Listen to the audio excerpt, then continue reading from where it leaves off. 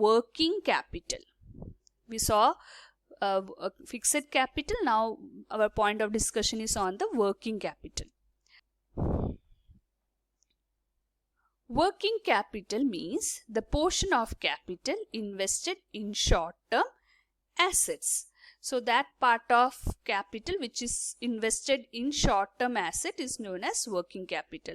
So actually this short-term asset means current asset of the firm. This investment facilitates smooth day-to-day operation of the business. So if a company is having a working capital, good enough working capital, that means there is a smooth day-to-day operation of the business. Current assets are expected to get converted into cash or cash equivalent within a period of 1 year. So current assets are those assets which will be converted or which will get converted into cash or equivalent to cash within a period of 1 year. So within 1 year, these assets will get converted into liquid cash.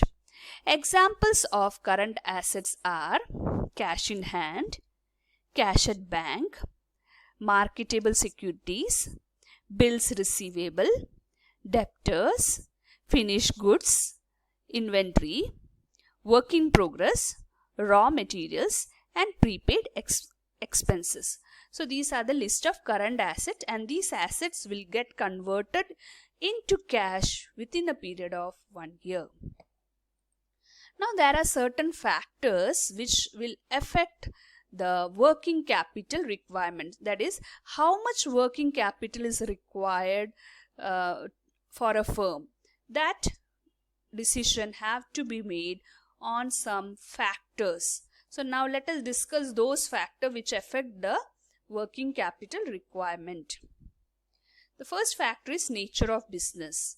So a trading business means those business which are engaged in purchasing and selling of a product. They don't go for manufacturing of product, they go for trading of product. Okay, so a trading business needs less amount of working capital. Why they need less amount of working capital? Because there is no processing, they don't have to manufacture there, so they don't need any extra amount for day-to-day working. Okay, therefore there is no distinction between raw materials and finished goods. So they don't need much of the working capital.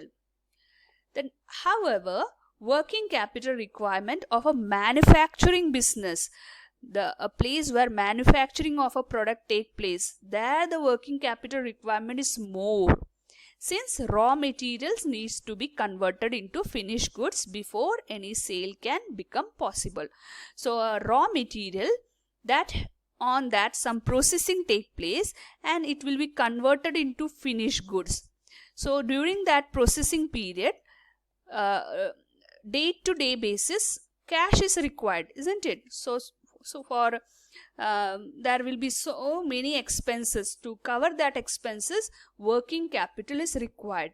So in case of manufacturing business, working capital requirement is more compared to the trading business. Similarly, service industries like transport, banking, advertising, warehousing, etc. require less working capital, since they usually do not have to maintain inventory. So as you know, that transport and banking and such service providing industry, they don't need any inventories. Okay, they don't have to maintain any inventories. So in that is, inventory means stock. So as they are the service providers, so the service providers, they don't have to maintain any stock. In that case, the working capital requirement is very less.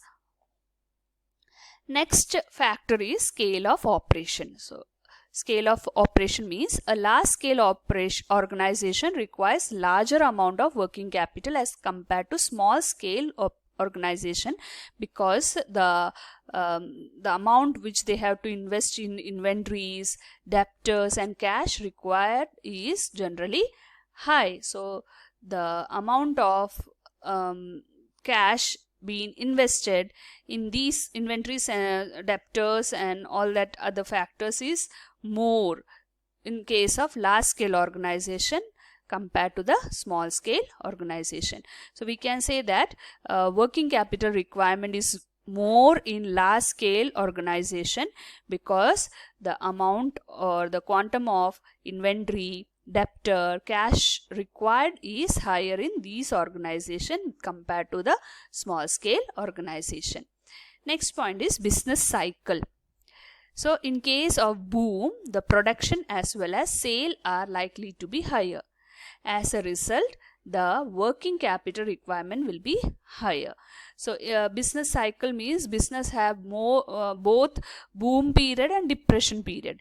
In boom period, the production or sale will be higher. So as per the sale, as sales is higher, the production also have to be higher. So in that case, as the production is higher, the working capital requirement will also be higher. Opposite is the case where during depression, working capital requirement will be lower since sales and production will be lower. So we can conclude this point. Working capital requirement is high in case of boom period, and in depression period, working capital requirement is low. Next is seasonal factors. In peak season means in that if a company's production of seasonal product, okay, for example raincoat and umbrellas and all that, so they have a peak period means in that seasonal period, okay, so higher amount of working capital is required because of higher level of activity. As against this, the level of activity will be lower during the lean season. Lean season means where raincoats are not required. In that season, the activity for or production of this product will not take place. So in that case, requirement of working capital is less. Next is production cycle. What is production cycle? Production cycle is the time span between the receipt of raw material. You are receiving the raw material and then you are converting the raw material into finished goods. So how much time you required to convert this raw material into finished good, that is known as production cycle. Sometimes businesses have a longer production cycle while some have a shorter production cycle. So it depends on the nature of business, what type of product they are producing. On the basis of that, production cycle is depends.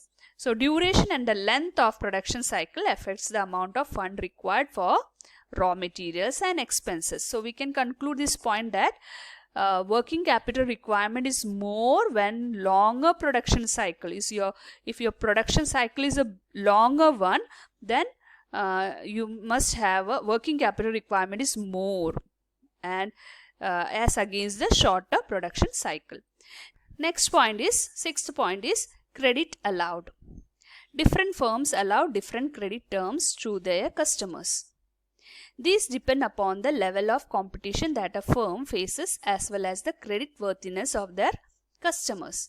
So different firms, they allow different credit terms, and that terms depend on the competition which the firm is facing and the credit worthiness of the customer. On these two factors, the firms normally allow credit facilities. So a liberal credit policy means what? You are producing a higher amount of debtors.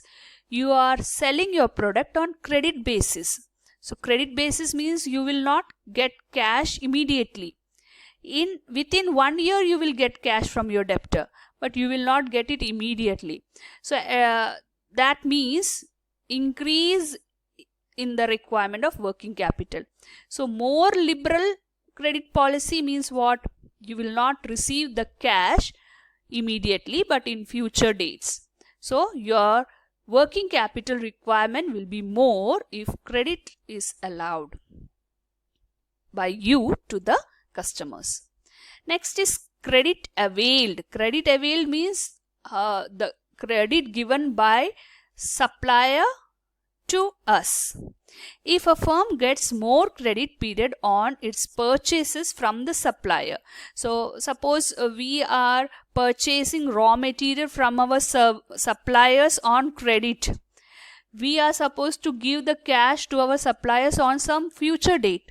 So till that time that money is with us, isn't it? We didn't pay the money to suppliers. We are using that money for our requirements. So working capital requirement is reduced because that cash is with us, because that credit is available. We are getting the credit facility from our suppliers. So in that case, the working capital requirement is less. Next, eighth point is availability of raw materials. If the raw material can be procured easily and continuously, the firm will require to maintain lower stock levels. So working capital requirements will be low. So if raw materials, we can avail the raw materials easily and continuously, then we have to maintain a less stock. We don't have to go for a huge stock. So working capital requirement is less because we don't have to spend on that stock.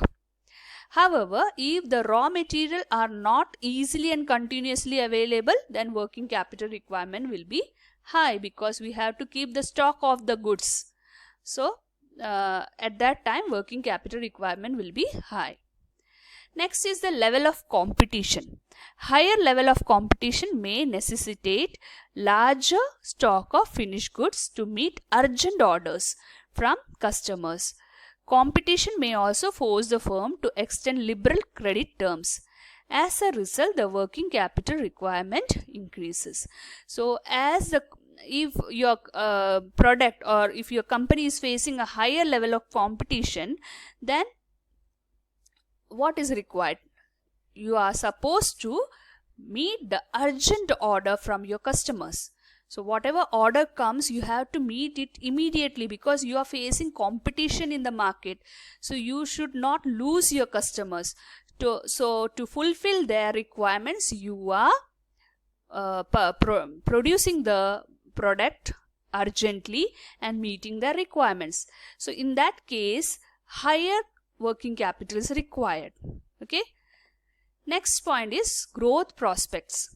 If the growth prospect of the enterprise is higher, it will require higher amount of working capital so that it will be able to meet higher production and sales target whenever required. So growth prospect, more growth prospect, higher working capital because you have to spend money on the production. Next is inflation. With rising prices, large amounts are required to maintain a constant volume of production and sales. It will result in an increase in the working capital requirement. So in situation of inflation, the product which was the raw material which we were getting in with 10 rupees, now we have to spend for the same raw material 20 rupees. That means the cost of the prices have risen on that product or raw material. So increase in inflation means what? Working capital requirement will also increase. The last point is operating efficiency. Efficiency in managing raw material, reducing the amount tied up in debtors and receivables, and better sales efforts by the management may reduce the level of raw material, debtors and finished goods respectively, resulting in lower requirement of working capital. In short, if operating efficiency is there, then working capital requirement is less. Okay. So let us conclude today's class. In today's class, we discuss about the factors affecting the fixed capital requirement as well as the factors affecting the working capital requirement. In fixed capital requirement, there are 8 points, and in working capital requirement, there are 12 points.